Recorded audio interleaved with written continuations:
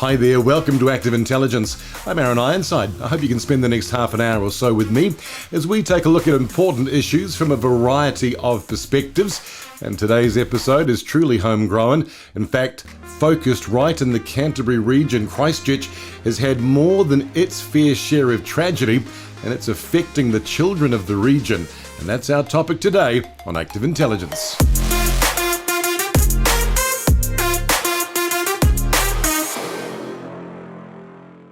On today's episode, I catch up with Mike Anderson. He's the principal of Waimairi School, and he has some powerful stories to share about the experience of the earthquake, of the shootings, of the pandemic. 3 major tragedies, of course, the fire in the Port Hills thrown in for good measure as well. Christchurch, a scary place to grow up in for some kids, but it shouldn't be, of course. Let's meet some of the kids of Waimairi School and remind us how life is supposed to be, how innocent and the concerns of a primary school child should really be about getting to school safely. I'm Izzy and I'm year 6.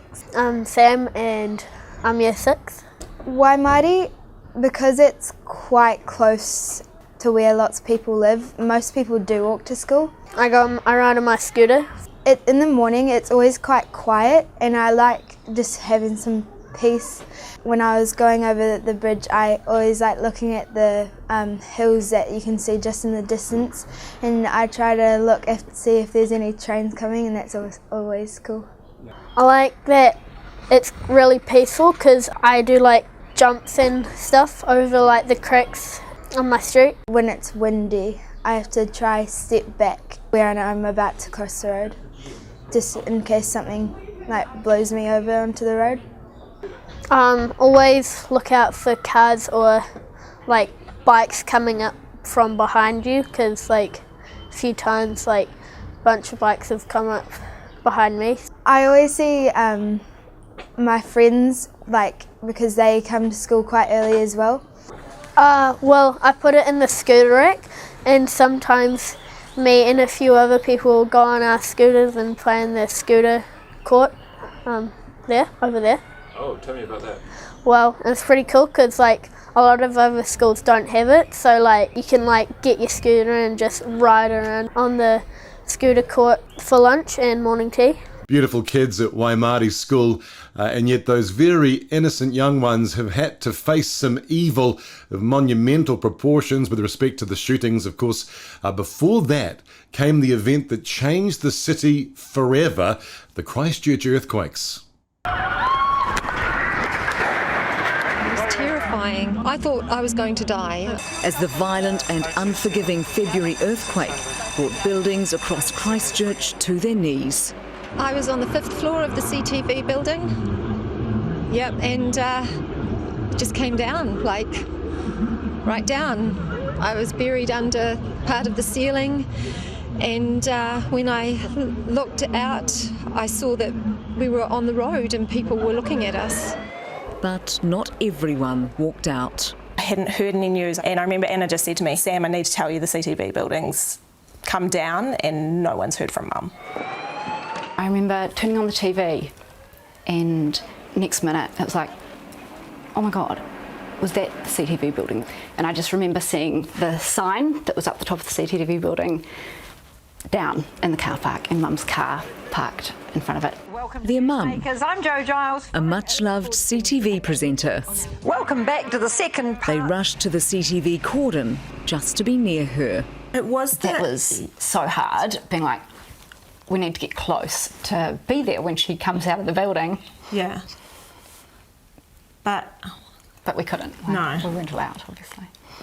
They were kept out of the city, where building after building had failed. Absolutely frightening. The PGC building collapse took the lives of 18 people. I'm alive, that's a nice thing. I was on the ground floor when the building came down. I don't know how I got down. Collapsed facades claimed over 30 more lives on the city streets. 8 perished on bus number 702.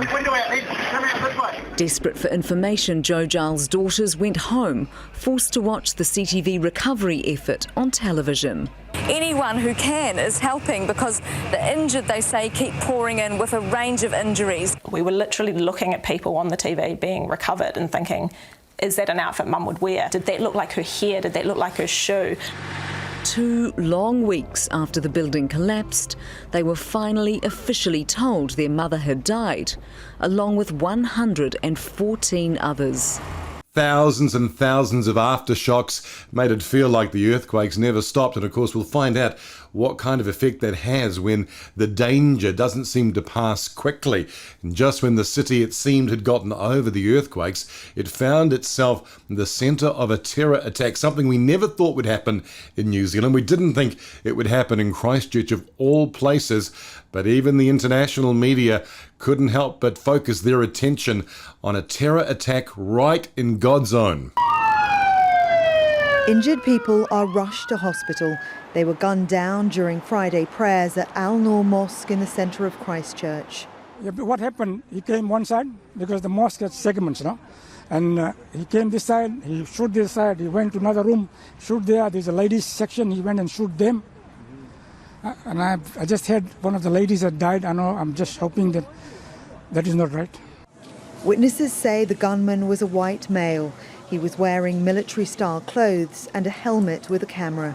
I was hearing that shooting after shooting after shooting. It went on about 6 minutes or more, and I could hear screaming and crying, and I saw some people were, drop dead. Linwood Mosque, about 10 minutes drive away in another part of the city, was also attacked shortly after the shooting at Al Noor. Mike Anderson has a very powerful story to share later in the episode about the experience of the mosque shootings. But of course, now we have this ongoing danger, not the terror of armed gunmen, but the terror of COVID-19. And of course, that has meant that so many children have had to cope with endless lockdowns, learning from home. It's not been fun for anybody. It's certainly changed the way our educators have had to develop a brand new set of caring skills and educational skills as they've had to deal with a global pandemic. So we're finding the same anxieties. As we came back from lockdown, obviously there was different things in place around parents, allowing parents on site because of contact tracing. So the initial excitement of coming back to school was great.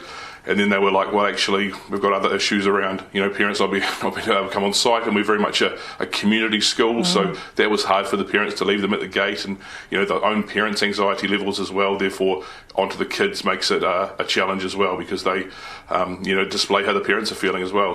So 3 incredible challenges in a very short amount of time for the children and the teachers of Christchurch, which is why we thought it was important to catch up with one of the local primary school principals, Mike Anderson from Waimairi School. He's been principal for 14 years, and I asked him if he could cast his mind back to prior to the pandemic, the shootings, the earthquake. What was life like before all of this danger seemed to change everything? It seems like another planet, really. And just thinking back there, I want to say it was carefree and happy, but I'm sure that it wasn't. There were the usual hassles of life and problems to deal with. I think at that stage we were battling an overhauled curriculum being reintroduced, and there would have been the usual education sector grievances going on. Well, of course, things would change for Christchurch. First the earthquakes, and then, of course, more latterly, the terrible shootings, and now, of course, everybody has been affected by the pandemic. They're all 3 different kinds of trauma. Children have different ways of dealing with these things. They're unexpected. They don't know how to cope with them. Let's go back to the first one, the major one that changed the city.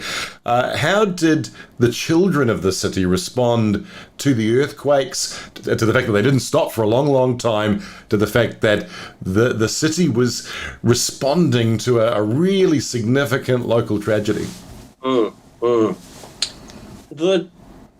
hindsight, the children by and largely responded to the cues, either deliberate or accidental, that the adults around them were giving. And to look back at an overview and thinking about this to prepare for this interview, definitely it's the way that the adults conduct themselves, either deliberately or subconsciously. There's a big factor in the way that the children process and deal with the trauma themselves. Can you play that out for me in terms of what would be an example of an unhelpful set of signals that adults were sending versus a helpful one? We used the example of travelling by ear when we were dealing with our staff on how to deal with children. I'm a frequent flyer, but I'm an unwilling flyer. I don't like it. I have an irrational fear. And I just get by, I suck it up and I do it. But and largely that's because of the reassuring presence of the cabin crew. They don't go out of their way to reassure me, but their demeanour gives me reassurance. And a few years before the quakes, I was on a flight to Wellington, and as we left Christchurch, there was a noise of a hissing, air-escaping sort of thing coming from down the back of the cabin. And I wanted to get off, but that wasn't an option. So I sat there squeezing the armrest, going through some breathing exercises to try and bring myself back. And all was good because the cabin crew were going about their business, and that was the thing that was just letting me hang in there. And about 10 minutes into it, instead of using the internal telephone on the one from the front, called to the cabin crew member who was about halfway down the aisle with the trolley and said, "Yeah, I can hear it up here too, hey, wow." And I just went to pieces. And that's the example of the small things we can do in front of the children that can be the tipping point. Were the children easily triggered? There were so many aftershocks. Yeah. I visited the city a few times, both when the earthquakes were first occurring and then even months later. And I know that as soon as there was a tremor, people were very much on edge. Definitely. And that's a normal physiological reaction, and we didn't try to stop those. It's what after the initial reaction is the thing. It's the children instantly glance to you as an adult, either a parent or a teacher or a principal or whatever. It's so the immediate reaction is a fight-flight reaction. It's a sudden reptilian brain thing going on. As an aside, no one goes under a desk and seeks shelter in the moment because we lose the ability to access that rule that sits in our advanced functioning. So it's the immediate after reaction. That's it. And you don't need to tell lies and be dishonest and say things like, "Well, it will never happen again," because it's going to in 10 minutes' time. So it's a calm reassurance. Of course, when it came to the earthquakes, children were being personally affected, at least some of them, right? Their homes might have been damaged or destroyed. Certainly they might have known someone whose life was very much affected. That sets this apart from the other two examples where it's much more personal for the children. How did that change things that they might have personally been experiencing the results of the earthquake? The children who we're dealing with the major things, the loss of a home, the serious injury or the death of someone within their social circle. Those particular things were one-off traumas, like, say, a car crash. So the aftershocks were triggering memories of those things, but they weren't as traumatic as that initial thing, which was good. It wasn't good that they went on for nearly 2 years and there was something like 13,000 of them. But it settled into a mode where we could differentiate between those. There were 3 ginormous big events and the rest of the aftershocks. And we focused on with the children on teaching them the aftershocks are normal and they're going to keep happening, but they're not as bad as those big ones that we had. Looking back, would you say that the children were able to demonstrate resilience? Were they able to take on board these tactics for coping? They were able to be taught and modelled, and they learned and adapted, and most of them did. Many families left Canterbury. Thousands of people left Canterbury, and I think those that left, a big part in leaving was that either the adults or the children in that situation couldn't handle it. And I respect that decision to move somewhere safe. Why stay there and keep exposing your child to it?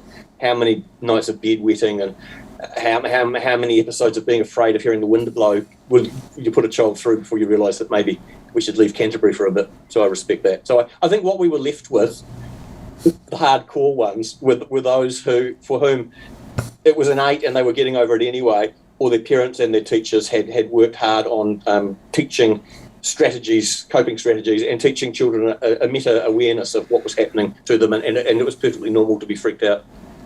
Well, speaking about being freaked out, let's go to our second trauma. Just when the city thought it had recovered from the earthquakes, becomes the victim of a terrorist attack, a terror attack, something we never thought we'd see on our shores. Of course, for the people of Christchurch, it's like as if you hadn't been through enough. This one was very much a one-off event, and one that was super scary but not super personal for most of the children. How is that one different from the earthquake and the way in which children responded? I think the children within our school responded in the way that they did because of our geographic location to it. That was in our neighbourhood. That was real close to us. And we had families within the Muslim community, long-term Waimairi school families, including, sorry, I'm strangely emotional thinking back to it. We were affected personally by it. And there was one particular family, a very reasonably large family, who suffered two deaths in the Christchurch mosque building, and they are children of Waimairi, and it was horrible. So this was actually very personal. Sorry, I'm just getting a bit teary-eyed there. Yeah. Yeah, it was not nice. And I saw it firsthand because I was filling in for a teacher that afternoon, left the ivory tower of my office to go and teach in a classroom. And so I ended up being barricaded in a classroom with the children, and I had to let my deputy principals run the emergency situation from the office because I couldn't cross the school to get to the office. So I hunkered down with the children in the room as the afternoon became the early evening, and we were a classroom that didn't have a toilet. So we had to make a makeshift toilet out of a rubbish bin and a plastic bag. We barricaded some bookcases around it to get a bit of privacy.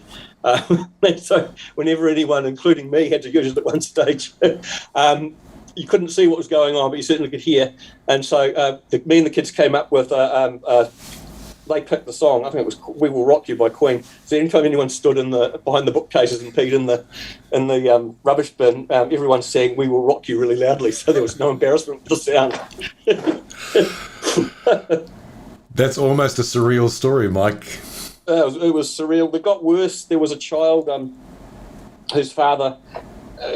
outside the school gates were parents who themselves were experiencing that natural inbuilt concern about your child. That's patterned in for evolution over thousands and thousands of years to look after your kid, and again losing frontal cortex access. They went down into their hindbrains, and their fight-flight mode to look after their kids was huge. I had a very large, very strong man appear at the classroom door, starting to break it down to get his boy out, screaming and yelling at me. And I'd kept the children calm until that stage, and I hadn't told them. I didn't even know fully what was going on. And because I wasn't able to tell them, I just said that we just have to stay in the classroom to keep safe. And so when this huge, angry, screaming, yelling, swearing father was smashing up against the door, trying to break it off its hinges, they thought that was the thing that had come to our school. They thought that was the reason Christchurch was locked down. This was a man going around schools doing whatever to children. And so their panic was intense. They took off down to the back end of the classroom where there was no door to get out, and we're almost like climbing the walls in panic as he was smashing his way in. And I had called 111, but the operator couldn't hear me over the noise of the children screaming. It was awful. That sounds like a truly terrible moment for you and the children. And I suppose that's something worth picking up on here. It's not like the adults are immune to what's going on. No, we were the ones who'd gone through the earthquake stuff ourselves. We were at homes and our own families, and we were running our tanks dry, perhaps too dry, and we've learnt more about that. I can talk about it later on if you want. We've learned how to cope if it happens again, what we do differently. But that one for me pushed me over the edge. That was my final.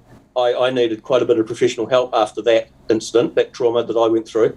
And it wasn't all about that. That actually surfaced back all the stuff that I hadn't been handling well, looking after the kids during the earthquakes.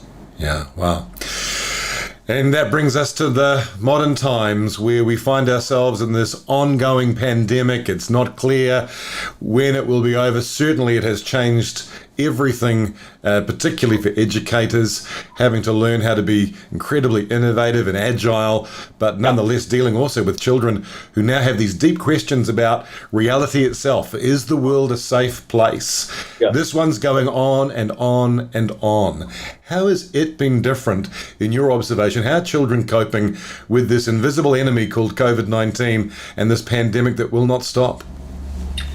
My observation of children down here in Christchurch is that their coping levels are very good because there's no visible evidence yet. There aren't swaves of mums and dads in bed sick and kids having to get themselves cornflakes because they can't, mum and dad can't get out of bed, or there isn't the localised news footage of overwhelmed emergency rooms and people on ventilation machines. So to the children, it's still largely an abstract thing. It's just incredibly disruptive to them, and it's annoying to wear a mask, but they're fine with it. Okay, so the kids are doing okay. How the adults doing? How the teachers doing? I think if we move to if the outbreak goes to the worst case of the planning, it'll be different. But man, the irony of saying I'm so glad we went through the earthquakes and the terrorist attack, because after that, we as a school we took a long hard look at that, and we actually spent a lot of time and money on professional development and some action research in the field on well-being for staff, which feeds to well-being through to children. And what we learnt then is absolutely in play now, and we're using that language and we're modelling it. We went deeply into psychological capital and other areas of positive psychology. Leant heavily on the work of local legend Lucy Hone and Denise McQuinlan as well, and I'm so glad we did that. We spent 2 years as a staff making that our professional learning focus. Then if you were to compare yourself with another school who hasn't gone through that, what would you say mark you out now as different? I think we just have a language and an ability, an understanding of self and an understanding of others that can only come by taking some time to do that. I've actually been asked to go and speak at several staff development sessions at other schools, and the Wellbeing Institute published a book a couple of years ago called the Handbook for Wellbeing in Schools. It's got some practical case studies, and our story is featured in there as an example of practical things people can do. I know the whole country at the moment is in an event, but I would encourage everyone who's got a role in looking after children, particularly institutions like schools, to focus on the next bad thing that's going to happen, because life is full of bad things. The whole notion of psychological capital is making sure you're walking around with a full tank, because there will be draining events that happen in life. People are going to get brain tumours. Our homes are going to get broken into. People are going to have car crashes. There'll be drownings of people we know. All these things are going to keep happening. It's how you fill your tank up so that when they do, you drain down to half rather than conking out because you're running on empty. And that's been the thing that our staff have been given through a lot of professor glib, quick thing to say like that as a metaphor, but it's some reasonably deep understandings of those 4 pillars of psychological capital. And it's very, very powerful stuff. What we've also seen is that the community are now leaning into the school in ways perhaps we've never seen before. The school used to just be the place really for reading, writing and arithmetic, but now it's required to be this other place for children, a place of support and connection, of community. How has your vision and picture of the role a school plays in its community changed as a result of these last few years? It's actually affirmed it. And we've leveraged it. We had that was our ethos anyway. We've adopted the work of Professor Angus McFarlane, whose publication, Kia Hiwa Rā, and Listen to Culture, proposes a culturally responsive framework for schools to work within, called the Educultural Wheel. And that is all about manaakitanga, kotahitanga, whanaunatanga, rangatiratanga. So the school being all of those things, not just a factory for reading and writing. So we've leveraged off that, and the whole community's understood that they aren't, those values that we hold dear aren't some trendy things that are etched on the glass. They're actually some ways to be, ways to live, and ways to react to each other, which will get each other through these things. I can't imagine that many teachers were trained well enough, no offence to the universities and the teachers training colleges, to have to provide this scope of care and skill beyond just simply being an educator. How are the teachers growing and kind of catching up with all of these new demands? Our staff are doing it particularly well because we have done for a number of years is prioritise that as their professional learning. So we haven't been hammering them on different ways of teaching maths or come on, I'm cracking the whip, I want better writing scores and reading scores. We actually said that none of that stuff will ever happen unless you have well children and well families around this school. And so the weight of that wellness is through this work. And then those minds will be ready to do well with your reading, writing and maths. But you're wasting your time beating around the fringes on the technical aspect of subject delivery if those brains in front of you are not in a state of learning. Yeah, frightened brains aren't very good at learning. No, they're not. Yeah, so look, it's a priority. That's how you make it happen. It's a professional learning priority. You resource it, you get good expertise in, and the teachers most people are generally interested to learn new things if they've got headspace for it. Mike, what's your proudest moment when you think of the way in which teachers and children and families have responded to the challenges over the last few years? Is there a story that sort of sums up the best of this?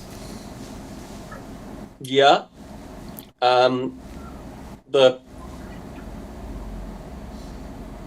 phone call, and then on the first day back when the school had reopened after the terror incident, the handmade gift, which had cultural significance from the family of the man who tried to get into the classroom, and them articulating to me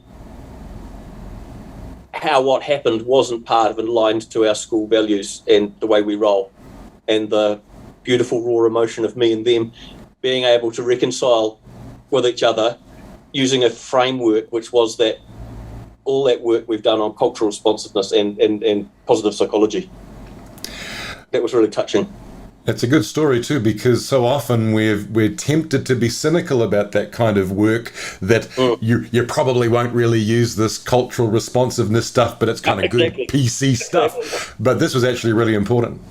Yeah, and the big wrong was put right in a beautiful way because everyone knew about that framework. Mike Anderson proving that he is an exceptional leader, principal of Waimairi School. Amazing to see how he has really front-footed this issue, made sure that well-being is a priority, not just for the children, but for the teachers as well, who are really struggling to run on a full tank because, let's be honest, when do you get a chance to recover from all that's happening with the global pandemic? But he sounds like a remarkable person, doing a great job in very trying circumstances.